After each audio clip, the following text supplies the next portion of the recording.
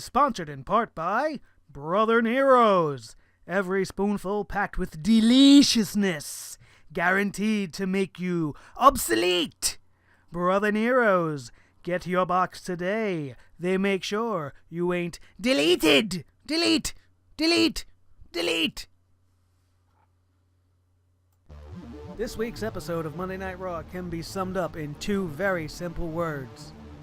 Sparkle crotch. I'm Nick Nightmare. This is the SledgeHammer Wrestling Show's Monday Night Raw review. Thank you guys for tuning in. Let's get things started.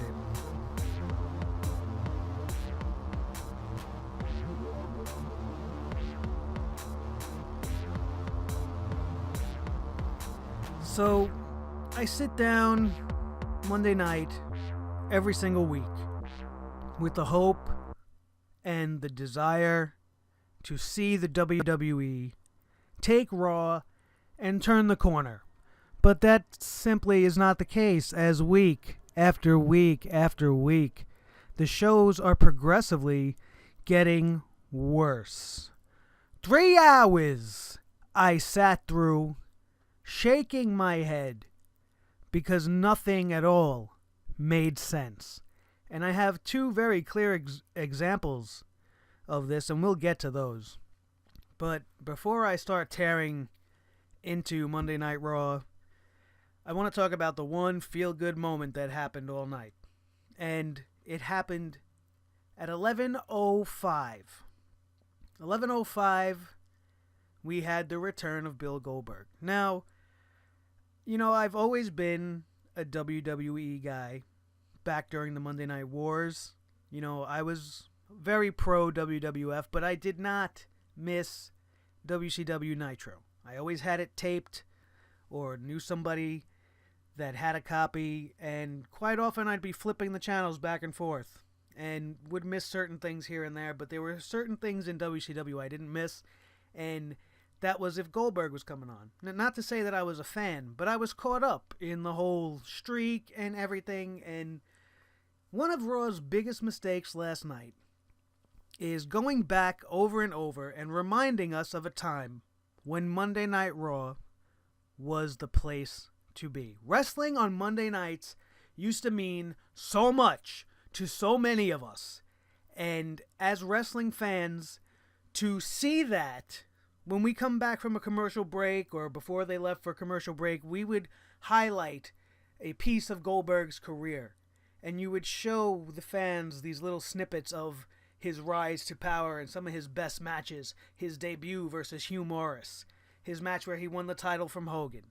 You know, these are epic, unforgettable moments. You remember, as a wrestling fan, where you were when Goldberg won that title. You remember where you were when you watched him come out for the first time. It's a very important moment, and to remind us of all these things and then give us the shit that we had to sit through is just too much almost, because you're making me yearn more for the wrestling that I enjoy, and you're not giving it to us. What are you giving us? You're giving us playground, insults between top-notch talent who could do so much better than that. Sparkle crotch. We started off the show on that. And yes, it was funny. I snickered. I laughed. We found it amusing in my house. But the bottom line is, this match is not supposed to be about Chris Jericho's tights. They're supposed to be there to be selling the Universal Championship match for Hell in a Cell, which shouldn't even be taking place, because Hell in a Cell, as we've said many times on this show, is a dead concept. It's a dead match. It doesn't mean what it means anymore because you don't have the ability to put on the match that the Hell in a Cell demands for. It demands a certain respect, and that respect can only be delivered by a certain caliber of superstar, of which they don't make these kind of stars anymore. Roman Reigns and Kevin Owens and Rusev and Seth Rollins are nowhere near the level of Stone Cold Steve Austin, Triple H, Mick Foley, Cactus Jack, Mankind, whichever iteration you want to refer him to. He's been in the Hell in a Cell as every one of them, and each and every one of those matches meant something big. The Undertaker, obviously, Shawn Michaels in the first one ever, where you had Kane come out and rip the door off. Shawn Michaels was a bloody mess, and he came out with the win over The Undertaker. These matches meant something. They weren't just feud blow-offs. You know, they were epic contests between two gladiators. You know, it would make you think back to those times, Roman times. Like, look at these two monstrous men, these tremendous talents that have been clashing with each other throughout the entirety of the Attitude Era. You constantly building these feuds between factions or between superstars. The Mankind / Cactus Jack versus Triple H feud went on for years, so that when they got to Hell in a Cell, it really meant something. And they ended up putting Cactus's career on the line. Like, everything meant so much. And 3 times now on this upcoming Hell in a Cell pay-per-view, we're going to have this match. And in each instance, it is not the type of a match that should be being contested inside the Hell in a Cell. None of these feuds have been boiling long enough. Maybe, out of all of them, maybe Sasha and Charlotte's feud is the only one that maybe you can argue would warrant a Hell in a Cell.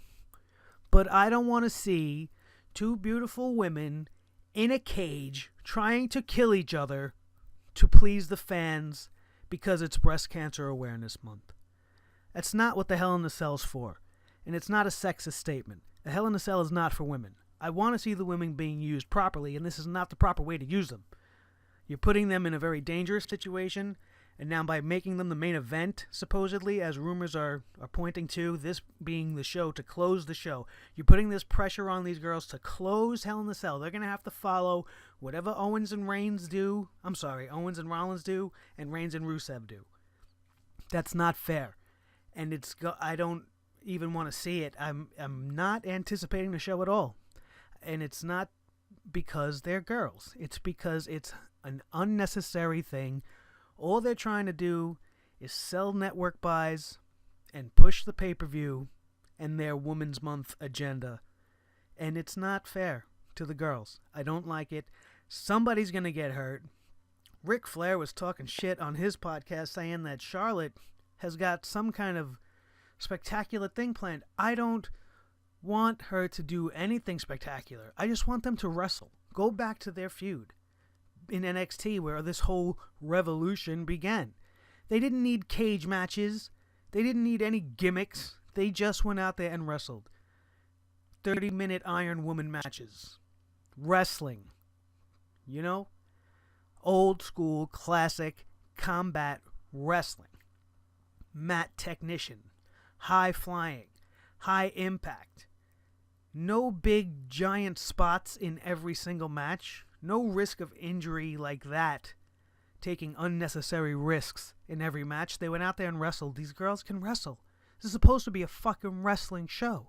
Why are we going to make everybody kill each other in this cage? It doesn't warrant any of them. None of them. It doesn't warrant it. And I don't want to see it. I'm not looking forward to it. The rest of Raw was just nonsense. Singles matches, the New Day. You had Big E and which one was it? Anderson? Carl Anderson? I don't even care. I was half zoned out for most of it. I struggled to retain the attention of the show. It just wasn't grabbing me. It totally took me off guard right off the start with the whole Sparkle Crotch thing. He's supposed to be fighting Kevin Owens and he's feuding almost with Chris Jericho.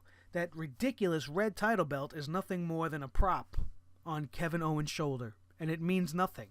Obviously it means nothing because they don't want to talk about it. They want to talk about Chris Jericho's pants. Why do we have to talk about his bedazzled balls? Nobody cares about that. We're supposed to be caring about championships, and we're supposed to be seeing them wrestle over these championships. And what does WWE do? For the first time in a while, we have 2 competitors who are going to have a title match that have not really got into the ring with each other, and would keep the suspense and want you to tune in even more to this unnecessary Hell in a Cell title match, because you haven't even seen them cross paths too much, at least in the last 6 to 8 weeks, or at least since Kevin Owens has been champion. They have not been in a match with each other, not in a tag team, nothing.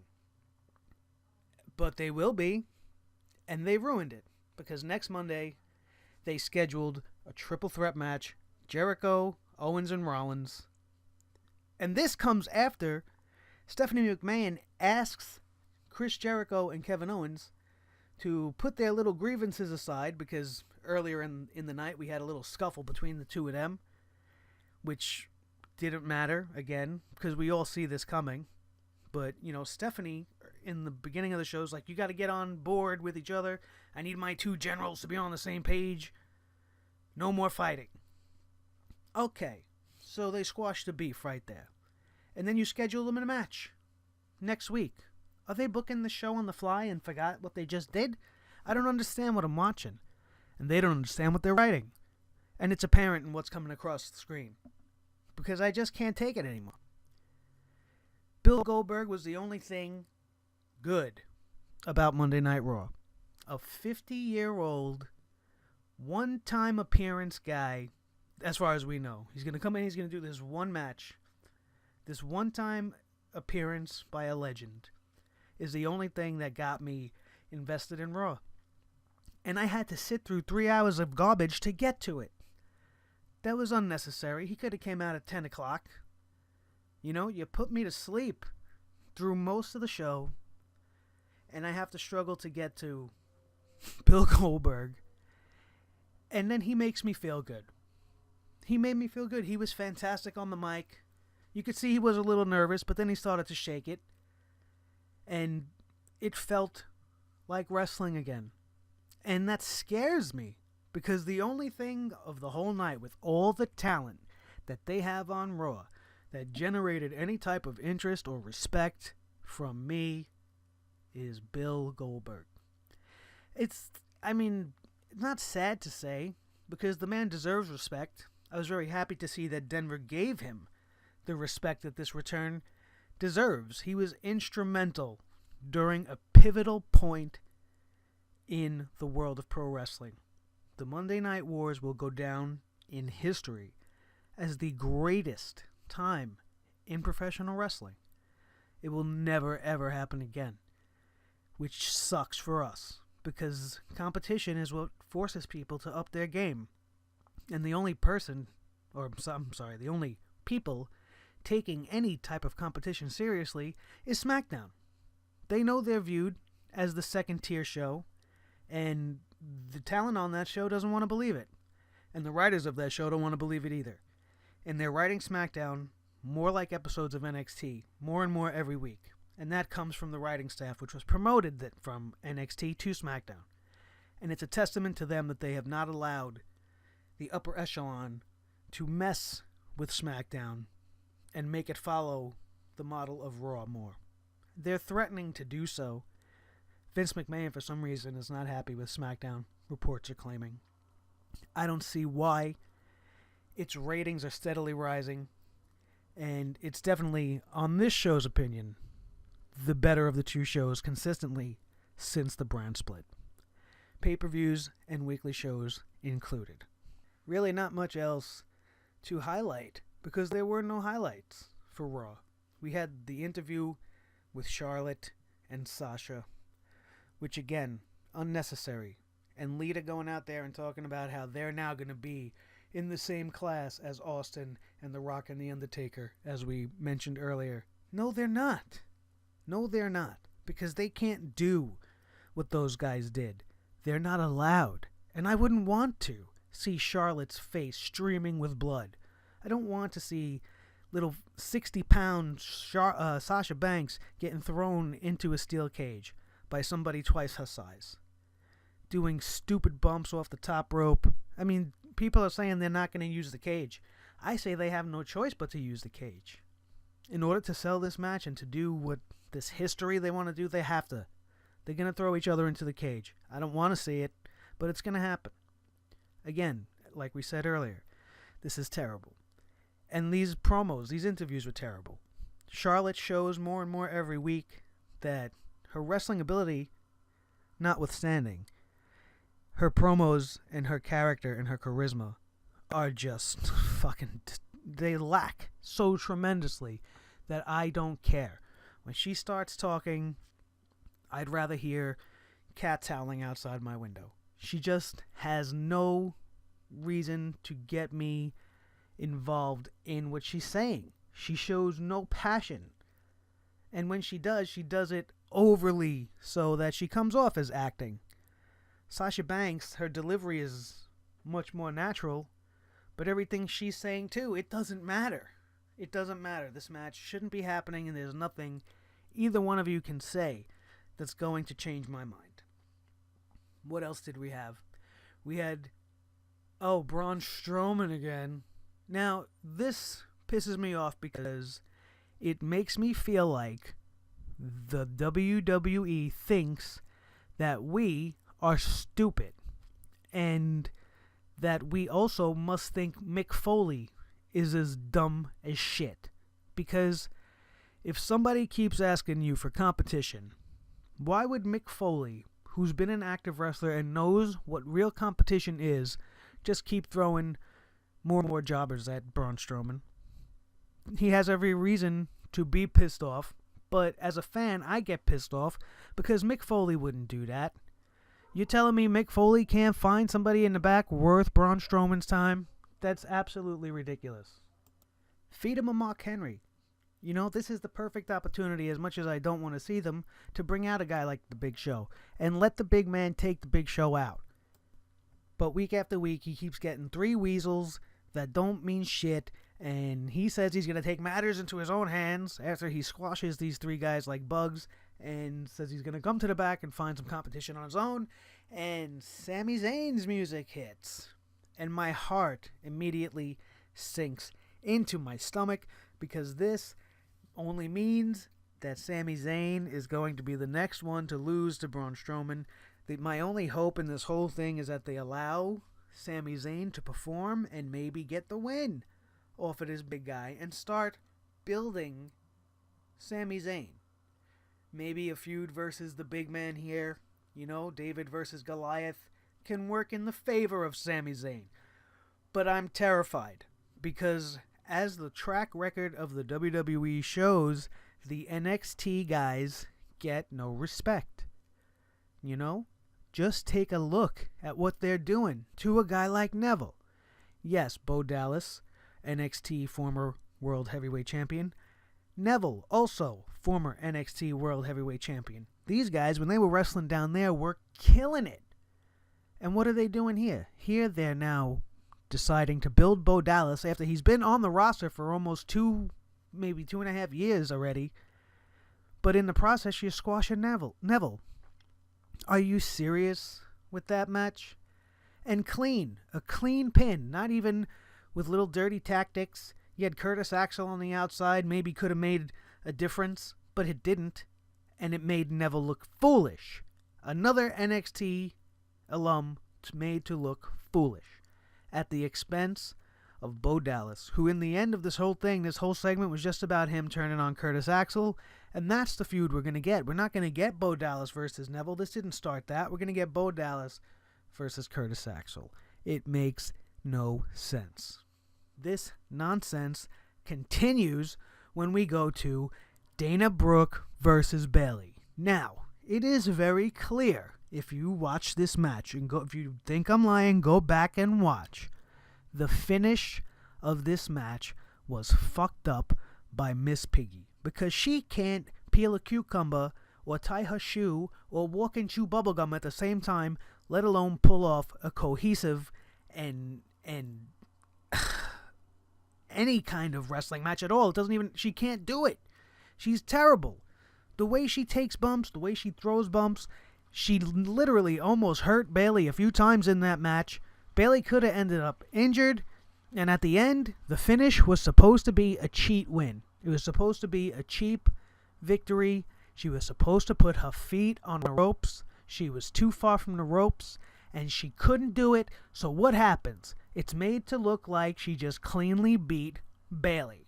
Former NXT champion continue to just bury Bayley into the ground, albeit this time was a mistake. But she shouldn't have been taking a pin anyway. There was no reason why she should have been losing to Dana Brooke, whether by hook or crook. It doesn't matter.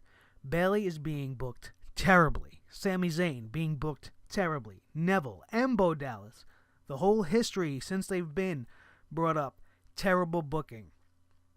It's a consistent theme that makes me believe that maybe Vince McMahon has a little bit of resentment towards Triple H's success with NXT, and this is his way of keeping him down. The same exact feeling for the Cruiserweights, who are not being allowed to flourish or shine. We had a 6-man tag team match that you actually got me excited to see.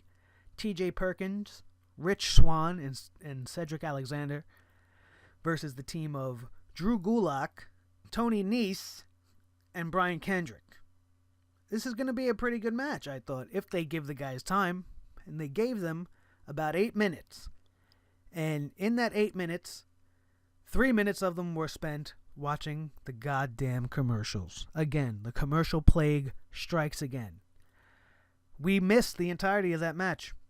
Only the people at the arena know how good that match actually was. When we came back to commercial and got the finish, it seemed like the crowd was into it, so it probably was pretty damn decent, but we wouldn't be able to tell you. Plus, you made us wait till about 10:30 for the Cruiserweights again, and as I say time and time again on this show, they should be opening the show and getting the crowd going. Because by 10:30, nobody gives a shit. I here at home don't give a shit. My energy is drained from all the negativity I'm getting off the screen, and the Cruiserweights suffer because of it. And so does everything in the main event. But, as I said, at 11:05, we had the return of Bill Goldberg. He was out there shaking hands, holding kids. You know, he took his son out, kissed his wife. She was crying on the outside. It was a feel-good moment for him, a feel-good moment for us. Look at how young the kid was. The kid's never seen his dad, never known his dad to do anything like this. This is why the guy's back. He just wants his family to see him do this. And yeah, he's going to lose to Brock. We all know it. Maybe he does another match. I don't know. That remains to be seen. If I left anything out, and you guys want to call me out on it, feel free to leave a comment below. Hit that like button, hit the subscribe button, because that's all I got.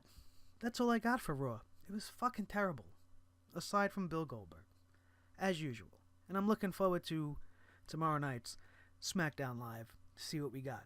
Case in point, look at what they're doing there. Before we sign off, look at what we're doing at SmackDown Live.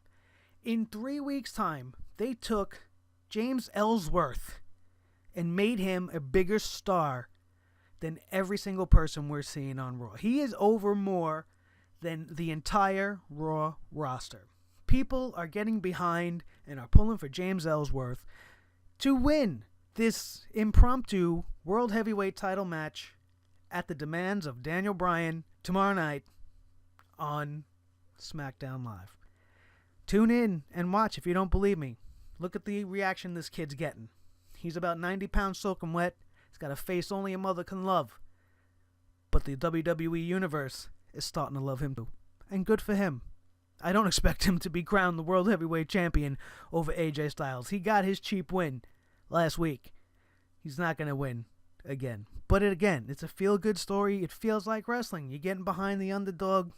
How much more of an underdog can you be than James Ellsworth? And of course, a guy like Daniel Bryan is going to back a guy like him because he can relate. So the whole thing makes sense. You see where we're going here?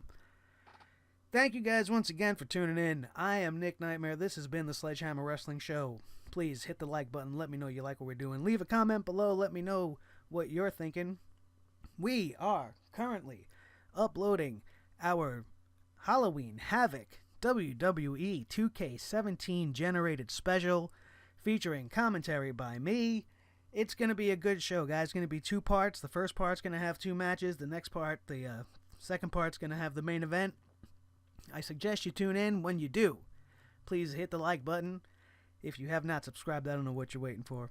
I love you guys. This has been the SledgeHammer Wrestling Show Raw Review. Please check back into the channel all week long for new and exciting content from your boy Nick Nightmare.